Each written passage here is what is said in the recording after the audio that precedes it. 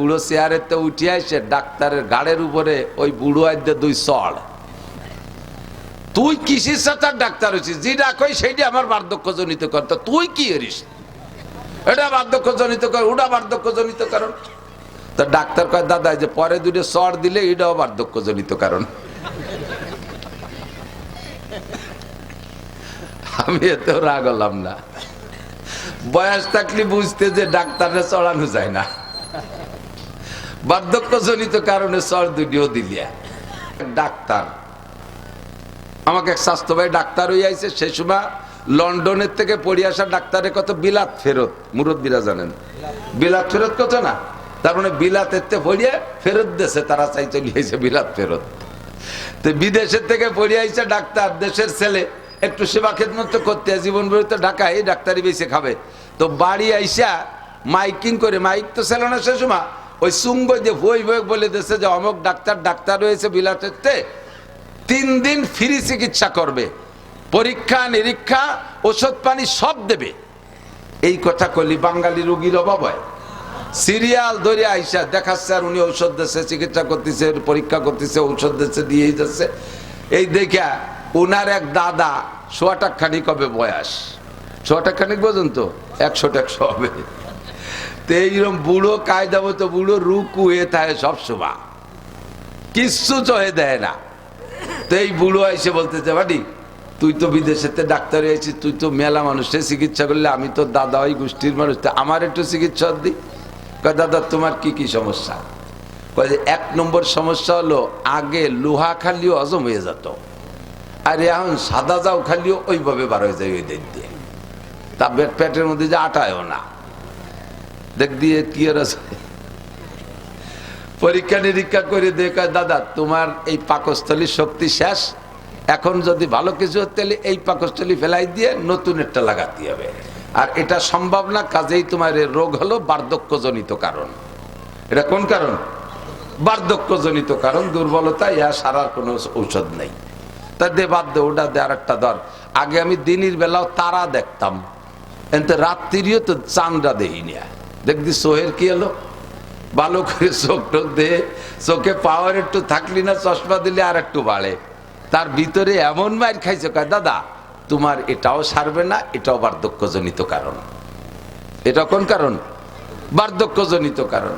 কয় থাকতো এটা বাদ দে, দেখ যে আগে আমার এই চামড়া কি সুন্দর টাইট ছিল, তেল তেলে এনে গরুর গলার মতো ঝুলিয়ে গেছে কাই জায়গায় দিয়ে, এরে কিভাবে ফিরে টাইট করা যায়? ও কি পাম্পার দিয়ে ফলবে নাকি? ধরে টরে কয় দাদা এটাও আর টাইট হবে না, এটাও বার্ধক্যজনিত কারণ। ডাক্তার কুজো ডাক্তার চেয়ারে বসে, কি বলে বুড়ো বুড়ো, আর ডাক্তার তো বসে রয়েছে চেয়ারে। বুড়ো চেয়ারের তো উঠিয়ে আসে ডাক্তারের গাড়ের উপরে ওই বুড়ো আইতে দুই চড়। তুই কিসের সাথে ডাক্তার হচ্ছিস? যেটা কই সেইটা আমার বার্ধক্যজনিত কর। তো তুই কি এরিস? এটা বার্ধক্যজনিত কর, ওটা বার্ধক্যজনিত কারণ। তো ডাক্তার কয় দাদা যে পরে দুটো চড় দিলে এটাও বার্ধক্যজনিত কারণ।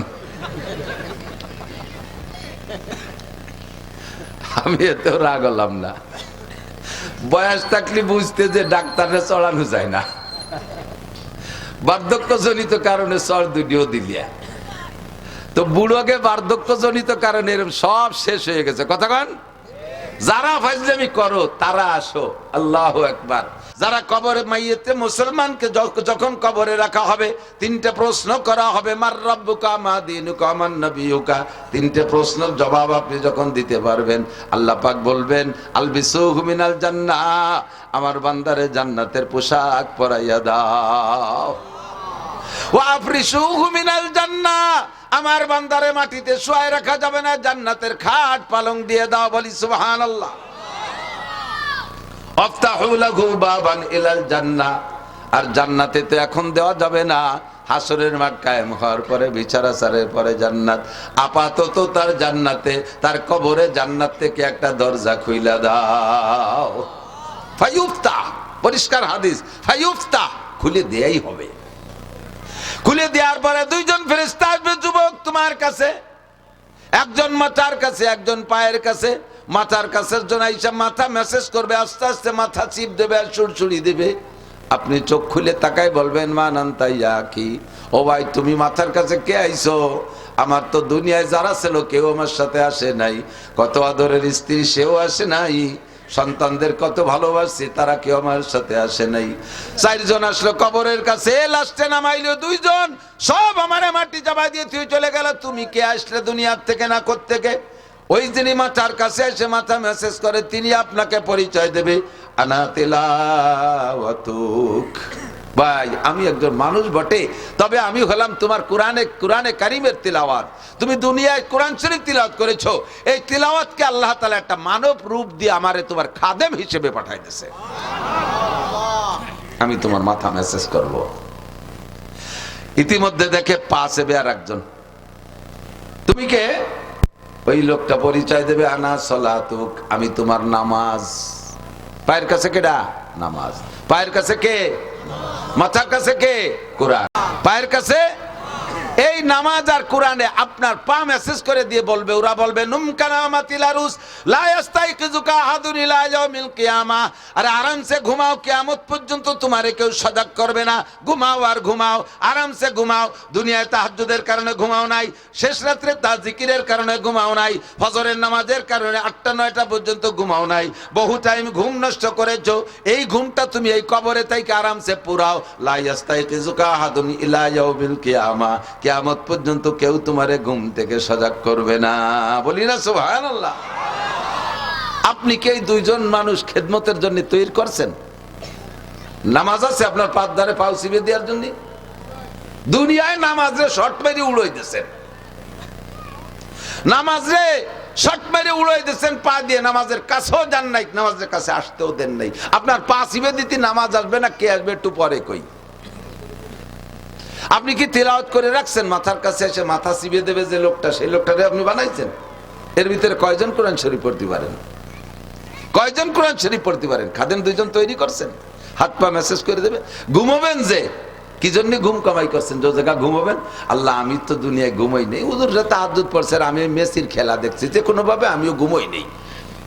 তোমার চোখের মধ্যে শীশে ঢেলে দেওয়া হবে, চোখের মধ্যে সীসা গালায় ঢেলে দেওয়া হবে। কি জন্য ঘুম কামাই করেছিস? যৌবন কালটা ইবাদতের মধ্যে কাটাও যুবক।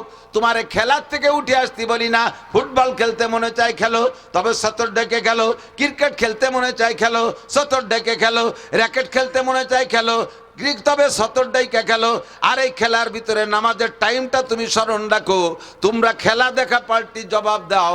পাকিস্তানি প্লেয়াররা যখন ক্রিকেট খেলে বা ফুটবল খেলে, আজান হওয়ার সঙ্গে সঙ্গে পায়ের বলটারে সাইডে দিয়া হাতের ব্যাটখান ফেলাই দিয়ে মাঠের মধ্যে যে নামাজ পড়তে দেখছো কি দেখো নাই? তোমার খেলা তুমি খেলো, তোমার ইংরেজি পড়া তুমি পড়ো, কলেজে পড়বা পড়ো, কোনো বাধা নাই। বিশ্ববিদ্যালয় পড়ো, ডাক্তারি পড়ো, ইঞ্জিনিয়ারিং পড়ো, বিজ্ঞানী পড়ো, যা পড়ো পড়ো, কোনো দোষ নাই। ক্ষেত করো, খামার করো, ব্যবসা করো, বাণিজ্য করো, গাড়ি চালাও, বাড়ি চালাও, যা করবা করো, কোনো তাই দোষ নাই। বৈধভাবে সব কিছু করো। আজান হইলে সব কিছু ছেড়ে দিয়ে তুমি মসজিদে চলিয়া যাও। সময় কিন্তু বেশি নাই, বুড়ো হইলে নামাজ পড়বো।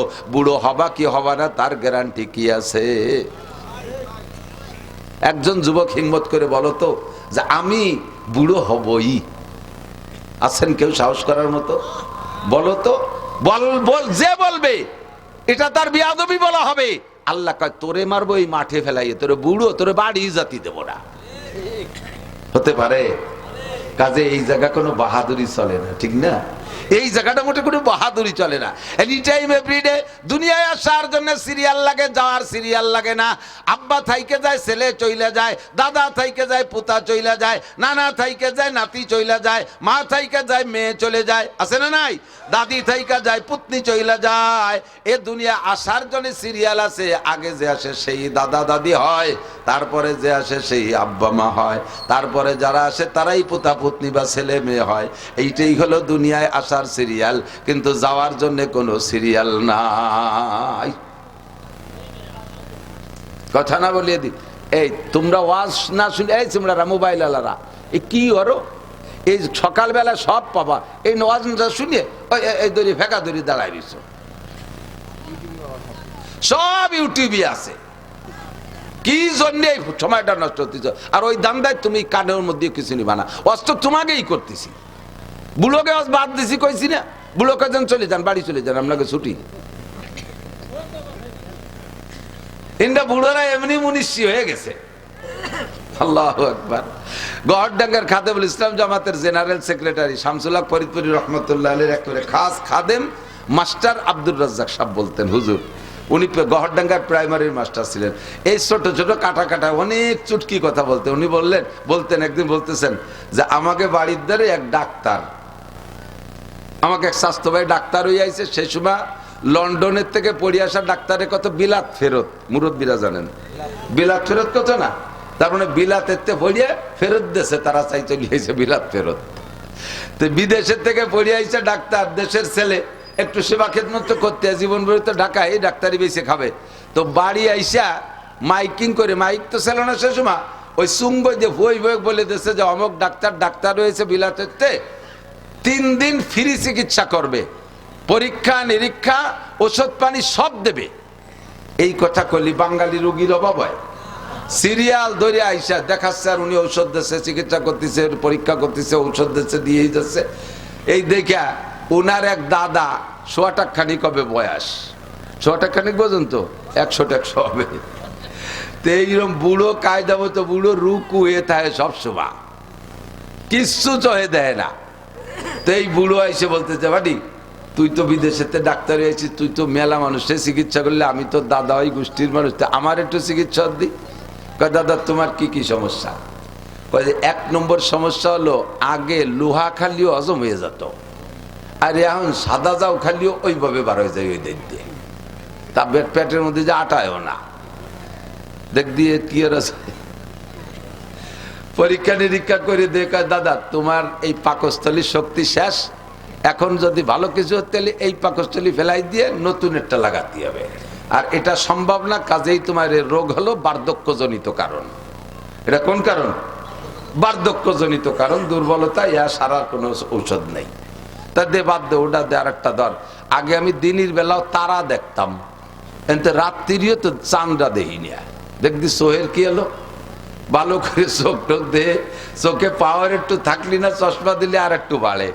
তার ভিতরে এমন মাইর খাইছো, কয় দাদা তোমার এটাও সারবে না, এটাও বার্ধক্যজনিত কারণ। এটা কোন কারণ? বার্ধক্যজনিত কারণ। কয় থাকতো এটা বাদ দে, দেখ দিয়ে আগে আমার এই চামড়া কি সুন্দর টাইট ছিল, তেল তেলে এনে গরুর গলার মতো ঝুলিয়ে গেছে গাই জায়গায় দিয়ে, এরে কিভাবে ফিরে টাইট করা যায়? ও কি পাম্পার দিয়ে ফুলবে নাকি? আপনার ধরে টরে কয় দাদা এটাও আর টাইট হবে না, এটাও বার্ধক্যজনিত কারণ। ডাক্তার কুজো ডাক্তার চেয়ারে বসে, কি বলে বুড়ো বুড়ো, আর ডাক্তার তো বসে রয়েছে চেয়ারে। বুড়ো চেয়ারের তো উঠে আসে ডাক্তারের গাড়ের উপরে ওই বুড়ো আইতে 2 চড়। তুই কিসের সাথে ডাক্তার হয়েছিস? যেটা কই সেইটা আমার বার্ধক্যজনিত কারণ। তুই কি এরিস? এটা বার্ধক্যজনিত কারণ, ওটা বার্ধক্যজনিত কারণ। তো ডাক্তার কয় দাদা যে পরে 2 চড় দিলে এটাও বার্ধক্যজনিত কারণ। আমি এতেও রাগ হলাম না, বয়স থাকলে বুঝতে যে ডাক্তারে চড়ানো যায় না, বার্ধক্যজনিত কারণে চড় 2ও দিলিয়া। তো বুড়োকে বার্ধক্যজনিত কারণে এরকম সব শেষ হয়ে গেছে। কথা কন, যারা ফাজলামি করো তারা আসো। আল্লাহু আকবার। এই গানের নাম শুনলে এদিকটা আগে তো যথেষ্ট গান ছিল, গান গান গান হতো না, জারি যাত্রা, কলসা কাশির গান, গুণযাত্রা, তারপরে আরো কত কি বাউল গান, ফাউল গান, বিশের গান, এগুলো ছিল না? এই গান ছিল না এই দেশে? তো এই গান শুনতে মাইলকে মাইল চলে যাইতেন আপনারা। এখন সে গানগুলো শেষ। 2-1টা গান আছে আমাদের ওদিক আছে, গাজীর গান গায় বড় বড় মোসালা, মুসলমান না ঠাউর বোঝা যায় না। ওরই পরিমাণ মারেফাত শরিয়াতের কথা এই গানের মধ্যে কয়, আর কইয়েটে কয় ডাক্তার হুজুর গে চ্যালেঞ্জ। আমি বুখারী মুসলিম, হযরত মাওলানা মমতাজ, হ্যাঁ ওই যে এমপি মমতাজ না মানিকগঞ্জের, মুহাদ্দিস মমতাজ, কত বড় সাহস বুকির পাঠায়। এই ফাউলগুলোর স্বভাবই এই, এদের স্বভাব জন্মই হয়েছে বেয়াদবির মাধ্যমে। কতক্ষণ এদের জন্মটাই বেয়াদবের মাধ্যমে। সারাটা বাংলাদেশ মুহাদ্দিসে ভরা, হাজার হাজার লক্ষাধিক মুহাদ্দিস শাইখুল হাদিস বাংলার জমিনে, যারা নিজেরা শাইখুল হাদিস পরিচয় দেয় না অথচ হাদিসের কিতাব মুখস্থ পড়ায়, তারা বলতে পারে না যে আমি এই পড়ছি, বলে না। আর জীবনে কোনোদিন হাদিস শব্দ বানান করতে যদি পারে ও আরবিতে, তাহলে ওরে আমার সারা জীবনের ইনকাম দিয়ে দেব। ও যদি হাদিস শব্দের শুদ্ধ বানান করে বলতে পারে। আর সে কয় আমি বুখারী, মুসলিম, তিরমিজি, আবু দাউদ, নাসাই পড়েছি। বাংলায় লেখাটা ওয়া আর কি কবাই, সে গেলে একটু না কয়ে পারা যায় না। আমার সাথে আগে থাকতো মজিবার দারোগা, যে বলমারি মোটরসাইকেল চালাতো, যারা দেখছেন 7-8 বছর দারোগাতে রিটায়ার্ডের পরে আমার নিয়ে চলে বেড়াতো। আল্লাহ, গেছি উনারে নিয়ে সাতক্ষীরে, এই কালকে যাই আইছি সেই সাতক্ষীরে শ্যামনগর বংশীপুর শাহী মসজিদ মাদ্রাসা। তো ওনার তো স্বাস্থ্য, চেহারা সবকিছু আমার চেয়ে অনেক ভালো। দাড়ি টাড়ি পাখে মেহেদি লাগানো, পান খায়, গাল ভরিয়ে, পাগড়িওটা বানছে, সাদা জামা টামা, মোটরসাইকেল উনি চালায়। শীতকালে দিন আমি ছোট মানুষ, পিছনে ব্যাগ গাড়ি হয়ে বসে রয়েছি। নামার সাথে সাথে সবাই মনে হচ্ছে উনি বক্তা, আমি বুঝি খাদেন। এর আগে আমি মনে যাইনি আগে কোনোদিন। উনারে গোটগাট করে গুছাইয়ে আতরে নিয়ে গেছে, মুসাফা সব উনার। আমার সাথে কেউ কথাই কয় না, আমি খাদেন সব, এত কি দাম আছে। ভিতরে নিয়ে বসাইয়ে সব গোল গালে বইছে, নাস্তা পানি সব উনারে দিচ্ছে। আর উনি একটু মোড়া দিতে চায়, আমি চোখে সারা দিছি, কথা কই না, দেখতে দেয় আজকে খেলাটা হয়ে যাকে ভাবে। তো নাস্তা পানি সব খাইছে, আমারে মাঝে মাঝে একটু দেয়, সাথে আইসি ওই পাশে একটু খাইছে। শীতের সময় ওনার গায়ে দামি কম্বলের টাইনে মোড়াই দিছে। আমি কোনো, আমার তো শীত করতেছে, আমার এখানে খেতা দিছে, আমি কোনায় তাই গায়ে দিয়ে খাইতে রয়েছি। নাস্তা পানি খাওয়া শেষ। এখন আমার নামের সাথে পরিচয় দিয়েছে শাইখুল হাদিস।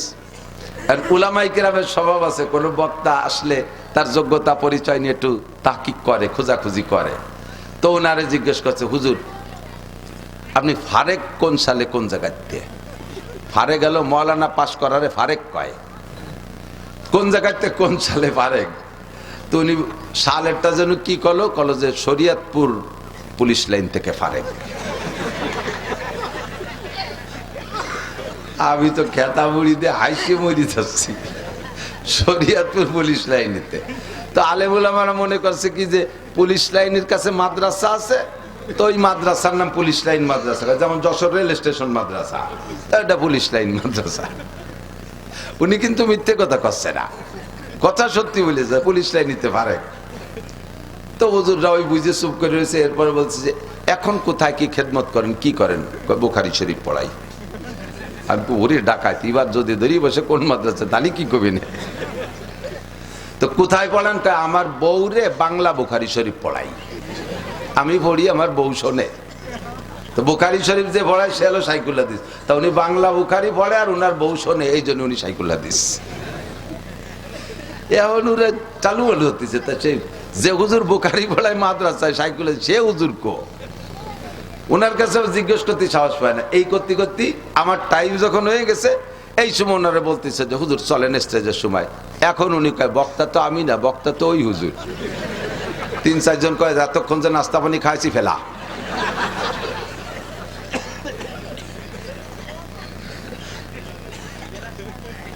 বুখারী বলায় এই যে আবাল ফাউল নাকি আবুল সরকার, আবাল ফাউল সরকার, আবাল ফাউল সরকার কি কইছে আপনারা সবাই শোনেন নাই? সবাই কি শুনছেন ও কি কইছে আল্লাহর শানে? দেখেন সবাই শোনেন নাই, তারপরও শোনেন। আবার আমি নিজে শুনছি যেটা, সেটা হলো ও বলে আল্লাহ কি কথা কয় মুখ দে না, ওই পাছার নাম অন্য কিছু কয়। কি কয়? হুক দে। ও ভাষা তো আমি বুঝি না, মানে যারা আমরাকে বাংলায় কি বলে, মুখ দে না পাছায় দিয়ে, বা আরো নিচের বাংলা গুদ দিয়ে। কেন এরকম কয়? যে আল্লাহর এক মুখ দিয়ে 5 রকম কথা কয়, একই কথা 5 রকম। আউয়ালু মা খালাকাল্লাহুল ইশক, আউয়ালু মা খালাকাল্লাহু নূরি, আউয়ালু মা খালাকাল্লাহুল আরশ, আউয়ালু মা খালাকাল্লাহুল কদর, আউয়ালু মা খালাকাল্লাহুল কলম। আল্লাহ কয় সর্বপ্রথম আমি ইশক বানাইছি। সেই আল্লাহ আবার জায়গায় বসে কয় সর্বপ্রথম আমি আরশ বানাইছি। সেই আল্লাহ আবার কয় সর্বপ্রথম নূর বানাইছি। সেই আল্লাহ আবার কয় সর্বপ্রথম কলম বানাইছি। আবার আল্লাহ কয় আমি সর্বপ্রথম তকদির বানাইছি। তাহলে এক সর্বপ্রথম কয়বার হয়? এক সর্বপ্রথম কয়বার হয়? আল্লাহরও হুঁশ নেই, আল্লাহকে মুখ দিয়ে কথা কয় না, পাছায় দিয়ে কথা কয়। বলেন তো এর কি কওয়া দরকার?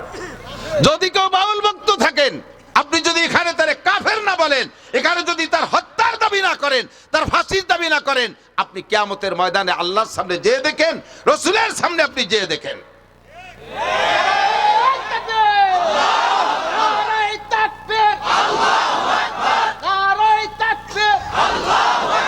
ইসলামের শত্রুরা হুঁশিয়ার সাবধান,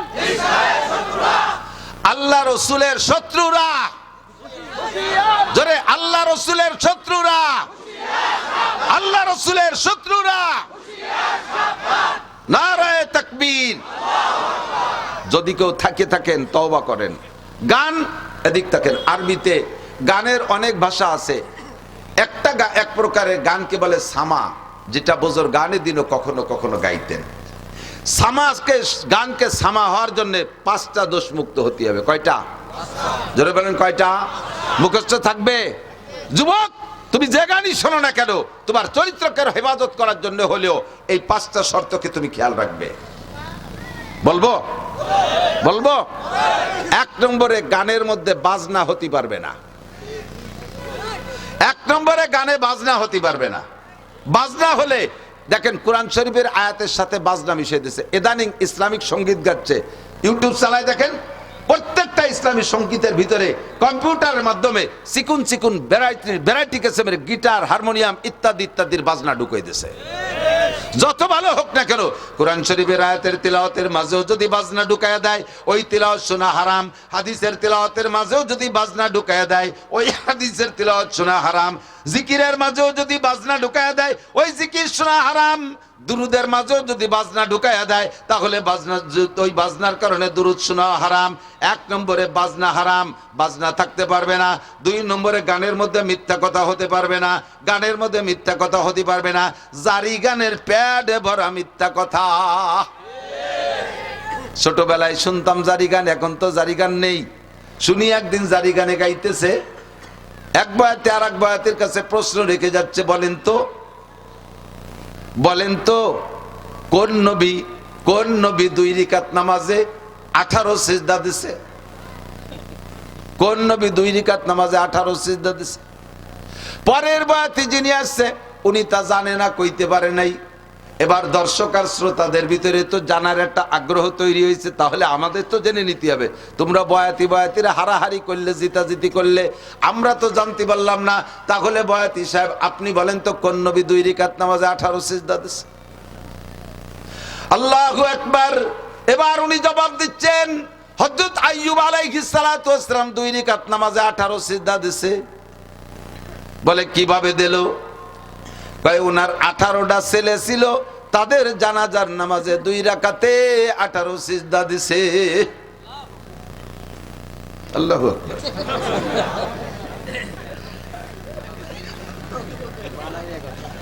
এইভাবে টাইম দিয়ে কলি সুবহানাল্লাহ আল্লাহু আকবার করতে হবে তা না।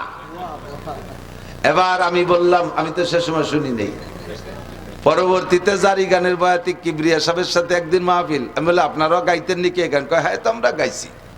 তা বলেন তো 2 রাকাতে 18 সিজদা কেন দিল? কয় তার 18 ছেলে ছিল, জানাজার নামাজে 18 সিজদা। আমি বললাম যে এই কথাটা বুয়ো না সঠিক, আপনি কি টের পান নাই কোনোদিন? কয় বুয়ো হওয়ার কারণ কি? আমি বললাম আপনি কি জানাজার নামাজ জীবনও পড়ে থাকেন? কয় হ্যাঁ, 1 মাস আগে তো আমার মার জানাজা পড়ছি। কয় সিজদা দিয়েছেন? কয় রাকাত পড়ছেন জানাজার নামাজ? কয় জানাজার নামাজ কি রাকাত আছে নাকি? তা আপনার জানাজার রাকাত থাকলো না, আইয়ুব আলাইহিস সালাম রে 2 রাকাত পড়ালেন কিভাবে? তাও তো এক কথা। এখন কানে বানি গেছ, তাও তো এক কথা। আমাকে জানাজার রাকাত নাই, আইয়ুব আলাইহিস সালাম রে 2 রাকাত পড়াবা কে? আমি বললাম আপনার মায়ের জানাজায় কয় সিজদা দিয়েছেন? কয় সিজদা একটাও দেই নাই। তা আইয়ুব নবীর সন্তানদের জানাজায় সিজদা দেবে কেন? সিজদা হবে একমাত্র কার জন্য? আল্লাহু আকবার। বরাবর 3টি অঙ্গ হেফাজত করো, এই অঙ্গটা হেফাজত করো আল্লাহর জন্য, জবানটা হেফাজত করো আল্লাহর জন্য, বরাবর নিচে আরেকটা অঙ্গ শরমগা হেফাজত করো আল্লাহর ভয়ে। 3টি অঙ্গর হেফাজত যদি করতে পারো, তাহলে নবী পাক বলেন আজমাল্লাহুল জান্নাহ, আমি তোমার জান্নাতের জামিন হইয়া যাব।